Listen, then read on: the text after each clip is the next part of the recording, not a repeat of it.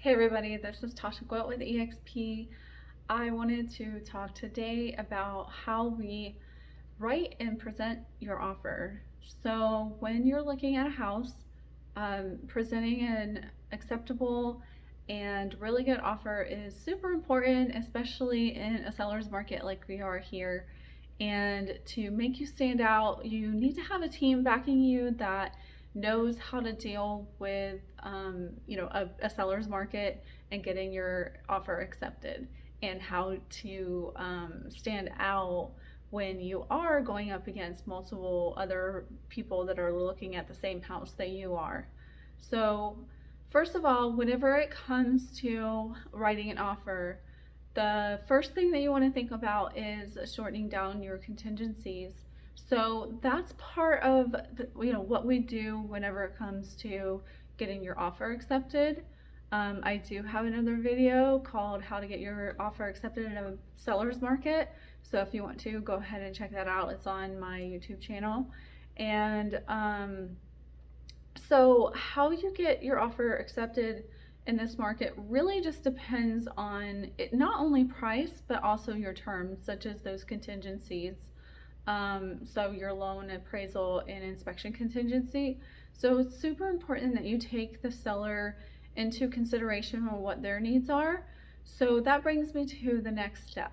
So when you identify a house that you want to buy or want to go look at least, we go and take a look at the house together, or you go to the open house and you're like, hey, yeah, Tasha, I really like this house and I want to submit an offer on it.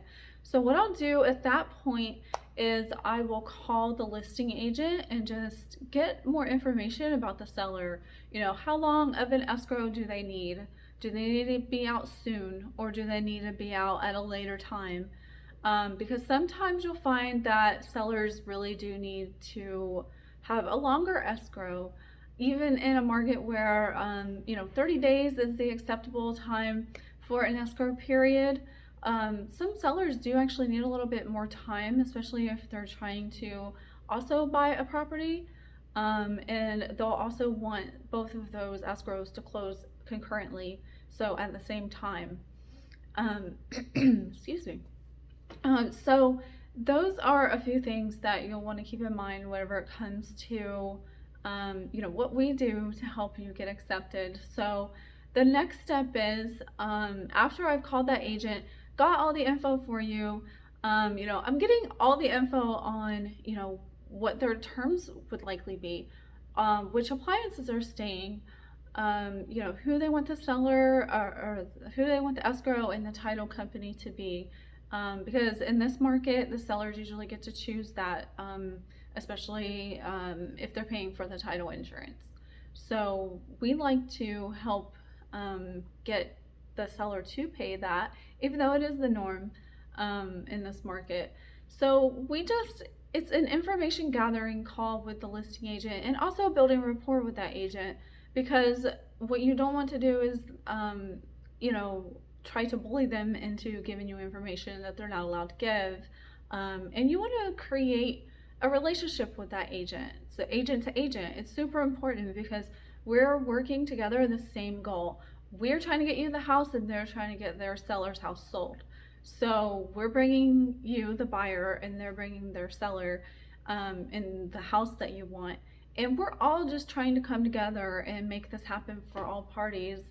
And though it can be difficult sometimes, it's important to, for us to work really good with the agent, really well with the agent, and make sure that, the communication is there. So to get you to a successful closing, because that's what everybody wants anyway. So what we do is, we come back to you with that information. While we're writing the offer, we take that into consideration and try to come up with the best possible offer for you to give to the seller. And what also helps is writing a buyer letter. So not only writing a little bit about yourselves, hey, we're this family, we are coming from this state, and we really need to find this kind of house, and your house seemed to match what we wanted. But then also using that information that I gave you to kind of key in on what the seller's needs are and what they're looking for. So you will want to include that in your letter, because then you're not only giving the seller information about yourself, you're also giving them or highlighting areas that, they're thinking of. Like, what if the listing agent say, yeah, they really need to move to Texas so the way they can retire there. That would be something that you would put into your letter. Just say, hey, we know you're going to Texas, so we really hope to get this home so the way you can make that, we can help make that possible for you. So, and then also including a picture if you feel comfortable. And the reason why I say a picture is because sometimes it's always good to put a face to who's writing the letter. And sometimes people are, this is an emotional thing, like selling their house. So for a lot of people anyways, so they want to know that the family that they're getting in there is going to take care of it. And so putting a face to who's writing the offer letter definitely helps.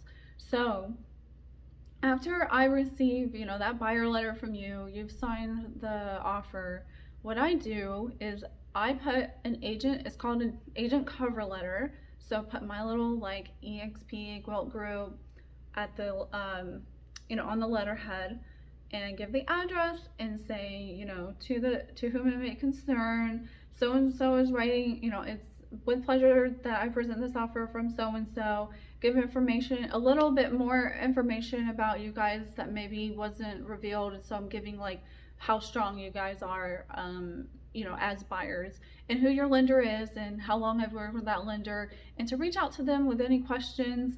And I make sure that they know that I am here to make this process as smooth as possible and meet all our deadlines on time. And so that way they know that there's a professional, I know what I'm doing, and I know how to get to closing, because that's super important to relay to them. So I put that cover letter together, and any of the forms with your pre-approval letter and your proof of funds, and I put it all in one package together. So that way the agent doesn't have to go to multiple different PDFs trying to figure out what information is where. So I make it super easy for the listing agent to access those files, so that way they can, it's super easy, and then they can just send it over to the seller and they don't have to worry about trying to reorganize it. So once I have that done, I send them an email. I usually give, an overview of what the offer letter contains. Because I know as a listing agent that you like to see at least a brief summary so that we don't have to scroll through the entire document. So I'll give them a brief summary. Hey, I'm looking forward to working with you. Let's get this done for our buyer or